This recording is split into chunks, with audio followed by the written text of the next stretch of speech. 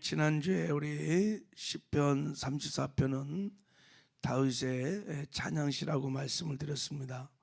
이 시편의 배경은 그 부제에도 나와 있는 것처럼 거기 뭐라 그랬어요? 34편 맨 위에 보면 다윗이 아말렉 앞에서 미친 채 하다가 쫓겨나서 지은 시다 그랬어요. 다윗이 미친 척 했던 내용은 사무엘상 21장밖에 안 나와요. 그러니까 사무엘 21장, 22장이 이 시편의 배경입니다. 다윗이 맨 처음에 사울을 피하여 도피한 것이 그 제사장 아히멜렉에게 도피를 했거든요. 근데 아히멜렉이 다윗을 도와줬다고 사울이 뿔따고 하나 갖고 제사장들을 다 죽이는데 85명을 죽여 85명을. 그래갖고 다윗이 이 슬픈 소식을 듣고 너무 다급해갖고 도망을 갔는데 적군의 나라 블레셋 땅에 도망을 간 거예요. 거기서 망명을 이제 한 거죠. 호랑이 굴에 들어온 토끼 신세가 됐는데 아기싸움의 부하들이 이 다윗이 우리 군인들을 얼마나 많이 죽었니, 골리앗도 죽인 이 원수를 그냥 두면 안 된다고 막 벌떼처럼 막 일어나서 분위기가 막 쌀벌해지는 거예요. 이건 여기 있으면 그냥 그대로 죽겠구나. 그래갖고 다윗이 미친 척을 하는 거예요. 막 수염에 침을 들줄면서 막 벽에다가 막 부딪히면서 막 그래갖고 아기스 왕이 야 이거 미친 놈이구나, 안 되겠다. 그래갖고 살려도요. 그래서 쫓아내죠. 이런 큰 위기 가운데 구사일생으로 살아나서 이 사건을 회상하면서 쓴 시편이에요. 이게 이 사건을 계기로. 근데 이 시편을 주민하게 읽어보면 간증하는 스타일로 이렇게 시편을 지금 썼다는 것을 우리가 알 수 있습니다. 자, 한번 봐요. 자, 2절 한번 읽어볼까요? 2절 시작.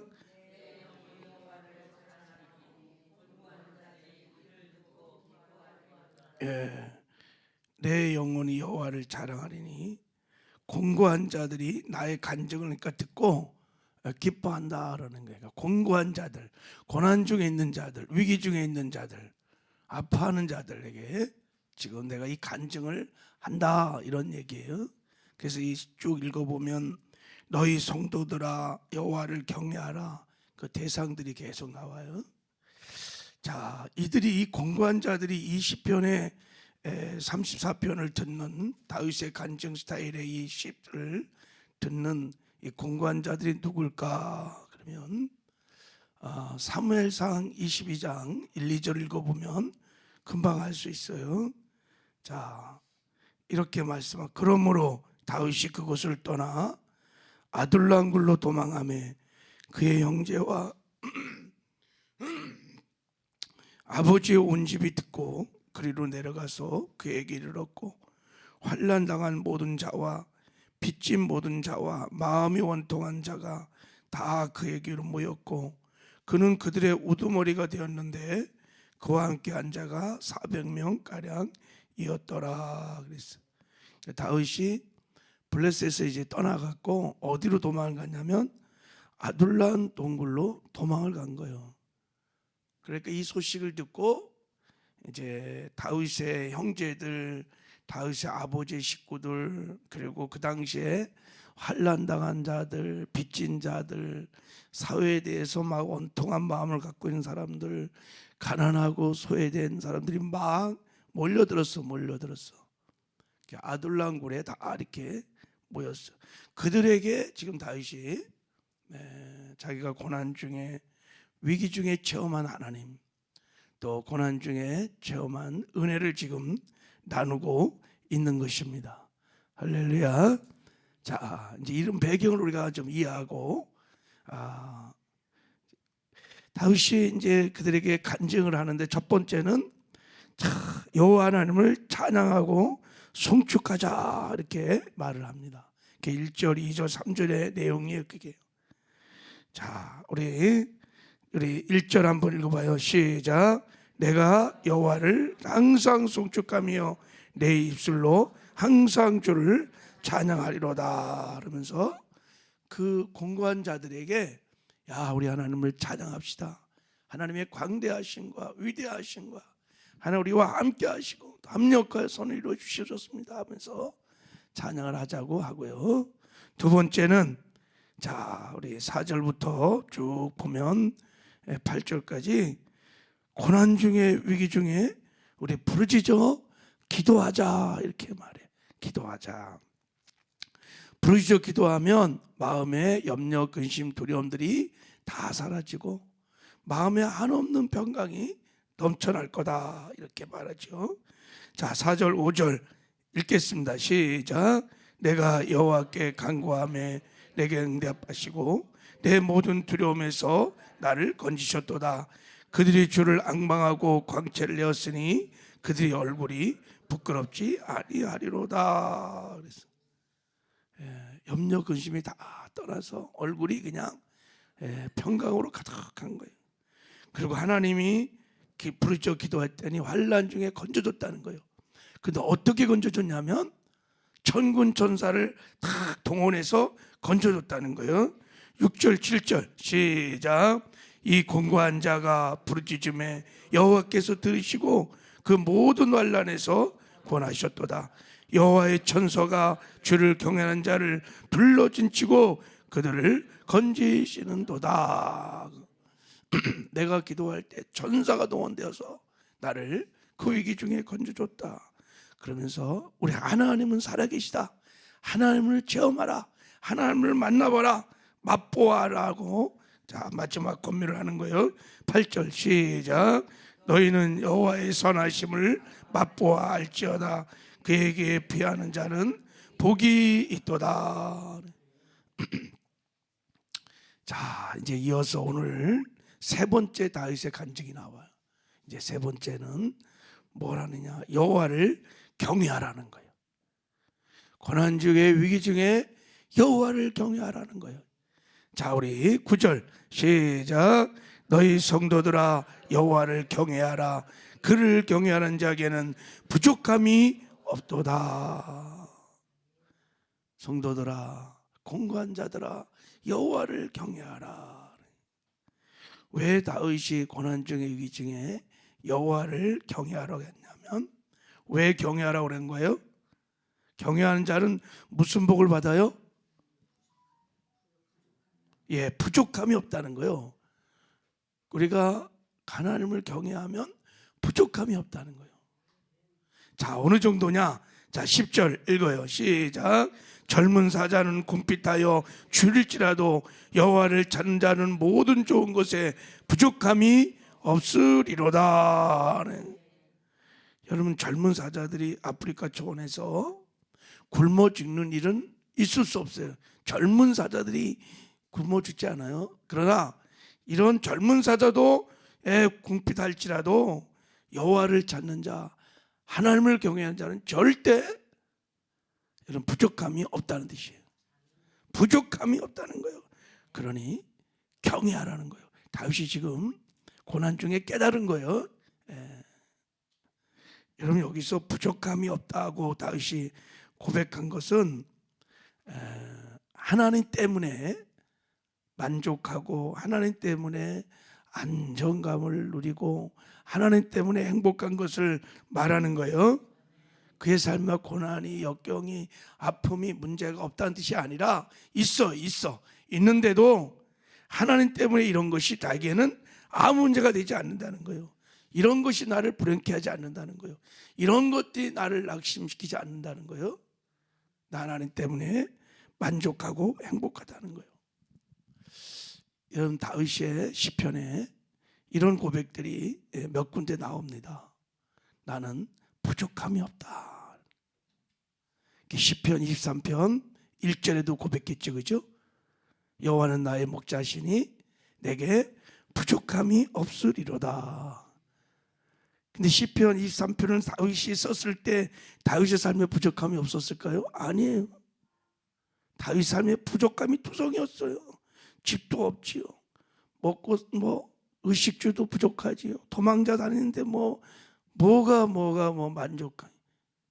근데 다윗은 여호와가 나의 목자이기 때문에 부족함이 없다는 뜻이에요.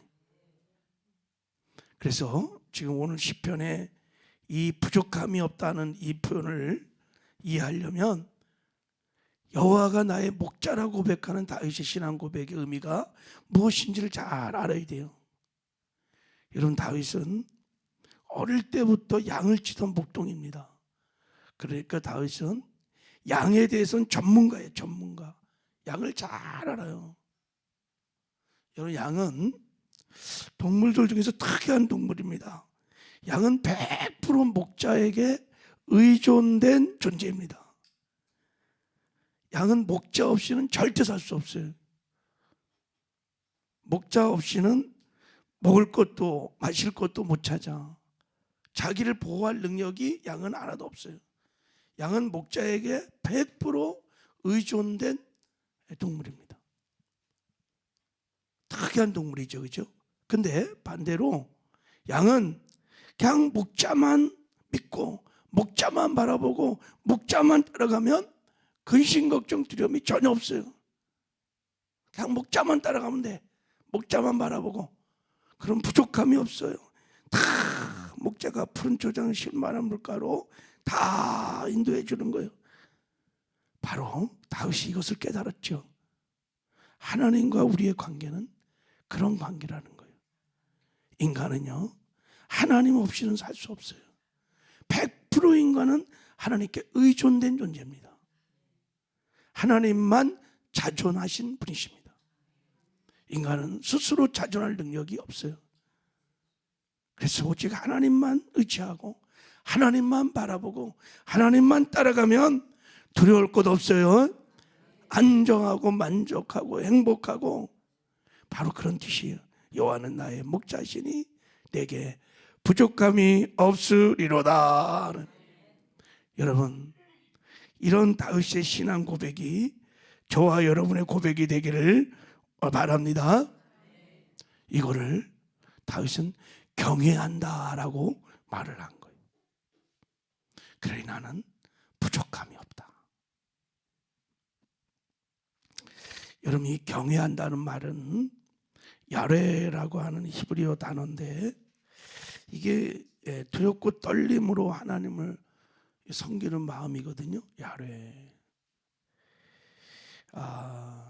경외를 우리가 이해하려면 출애굽 20장에 보면 하나님께서 시내산에 강림할 때 백성들을 올라오라 그랬어요. 다윗은 정상까지, 제사장들은 중간에, 백성들은 저 바닥까지 다 올라오라 그랬어요. 진짜 하나님이 시내산에 강림하셨어요. 막 번개와 우레아로 막 강림했을 때 백성들이 너무 두려운 거예요. 그 임재와 영광을 보는 순간에 막 그 멀리서 봤는데도 막 떠는 거예요. 그러니까 백성들이 모세에게 우리에게 말씀하지 마시게 하소서. 우리가 죽을까나이다. 당신이 말씀 듣고 우리에게 말하소서. 막 이렇게 말해요. 그때 하나님이 다윗 모세를 통해서 이렇게 말해요. 두려워하지 마라. 하나님이 임하시면 너희를 시험하고 너희를 경외하여 범죄치 않게 하려 하심이라. 하나님이 시내산에 강림한 이유가 뭐냐면 너희들에게 경외함을 가르치게 한다. 너희들이 경외함을 얻으면 하나님 말씀에 순종하고 범죄치 않는다는 거예요. 그러니까 이 경외하는 마음은요, 피조물이 창조주 하나님을 만났을 때 그 임재와 영광을 경험할 때 갖게 되는 마음인 거예요. 하나님이 하나님의 됨을 아는 거예요. 머리로 지식으로 아는 것이 아니라 정말 하나님을 시내산에 강림한 임재와 영광을 볼 때, 야, 하나님을 하나님답게, 하나님을 존중하고 하나님을 존경하고 상천하제 유일하신 하나님을 내 마음의 1번으로 모시고 그분만 의지하고 그분만 바라보고 그분의 말씀에 순종함으로 두렵고 떨림으로 하나님을 섬기는 것을 경외합니다. 이렇게 말하는 거예요. 할렐루야. 하나님이 아브라함의 경외함을 테스트해 본 적이 있어요.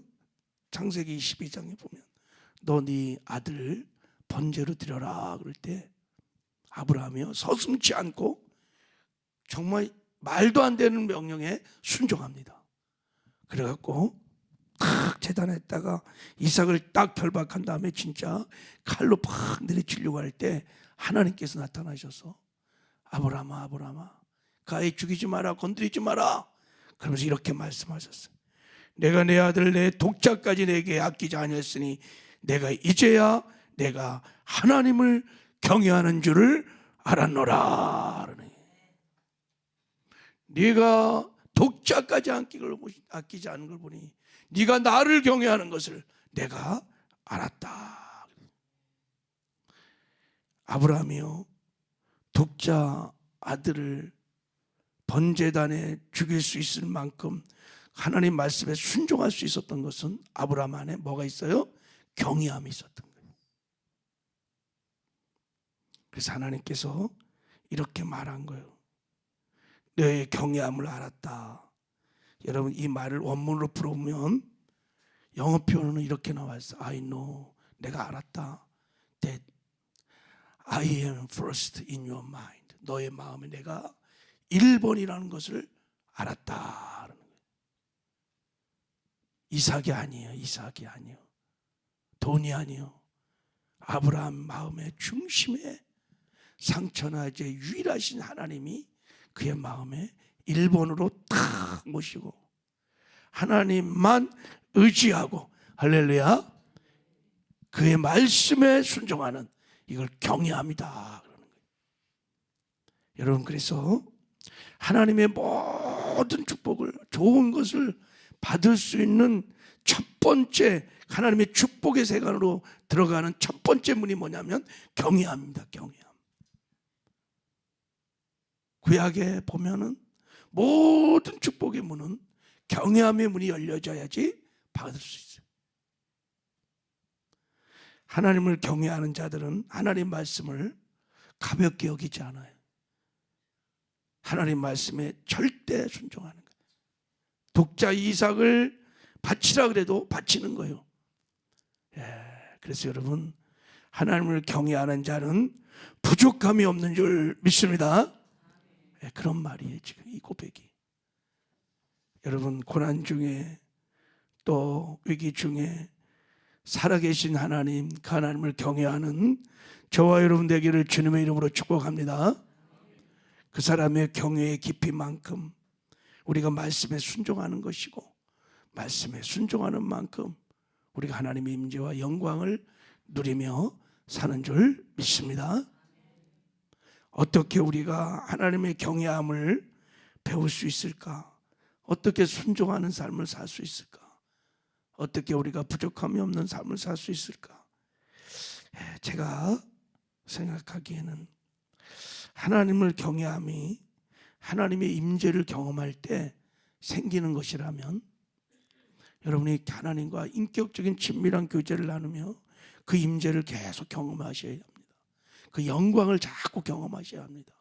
뭐를 통해서? 기도하다가 말씀을 읽고 묵상하며 예배 중에 임재하신 하나님의 셰카이나 영광을 여러분이 목도를 하셔야 돼요.